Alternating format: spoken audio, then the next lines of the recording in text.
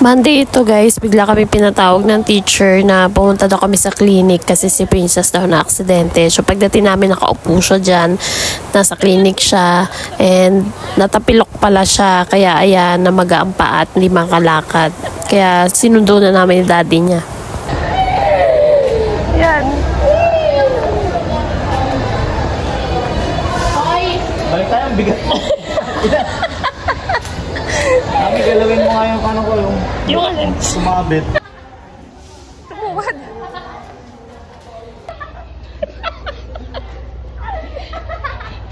Malaglag. Hindi ko natanggal ito magbawas ng tagit. Teka lang.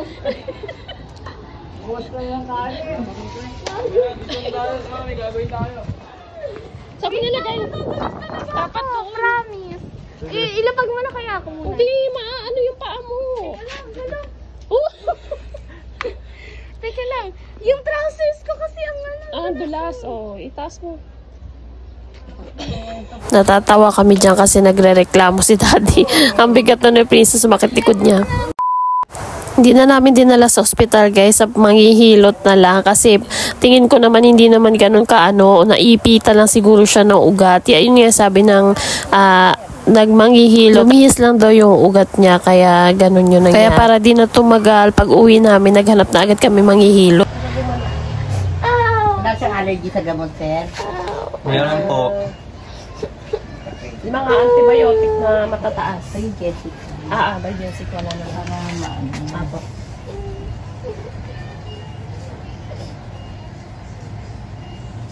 Wala kang ano dyan, towel. Nadala. Dati po taga-Pasay kami. Saan po sa Pasay? Don Carlos. Philippine dati din yung uncle ko. Montero, ano ko, sila namin.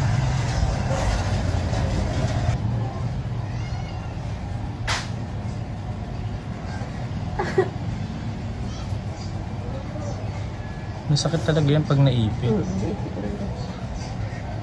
Ginaganda ko pa nga. Oo, pag lalaki kahit bigla, no? Sa lalaki. Malakas-lakas pa.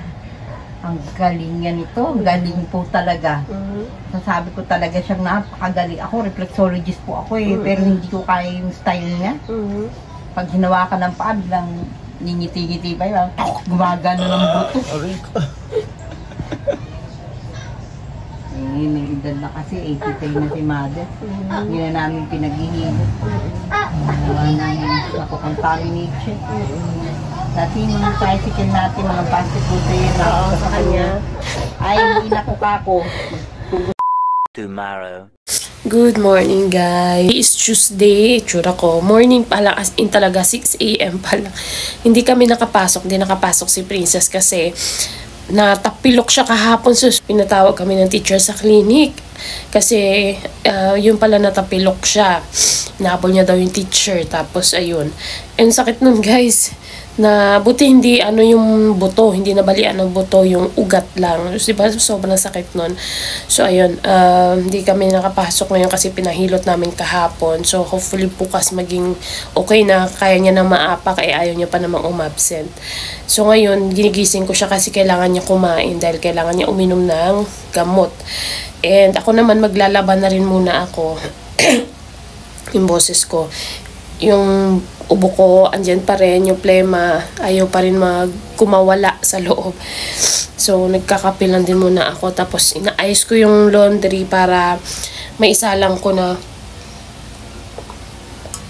magpupunas na rin muna ako para itong suot ko masama na sa labahan para wala na akong dyan, malabahan na lahat ng mga labahin. So, ayan guys, babalikan ko kayo mamaya. Gisingin ko na si Princess. kakainin natin. Mo-order ako ng, tiniplaan ko na siya ng kape. Tapos umorder ako ng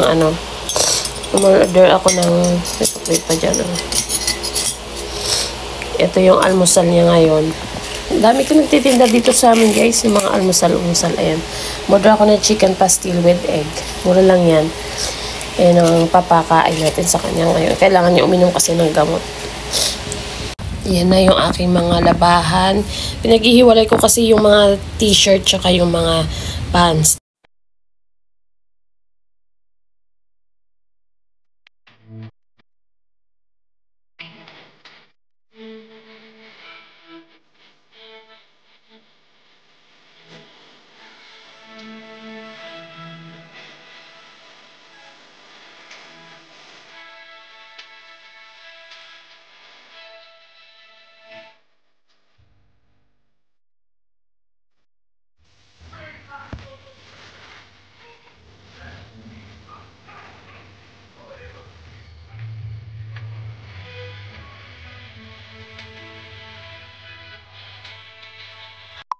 Alam. Oo.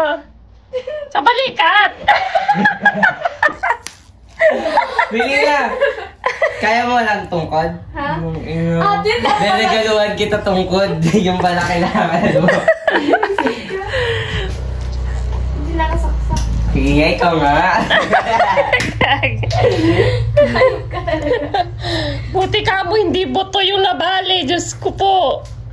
Ano ba yan? Ilang Yung ano lang? taon yan bago makalakad. Dislocate lang? Hindi, yung ugat na naipitan na ugat siguro. Gumanon gumanon yung paa niya Paa. Ano? Kanina pa ako dito. Ano na? Ay, dyan lang, Bek. Dyan na lang, Bek. Dyan na lang. Pagod ako. Papagod.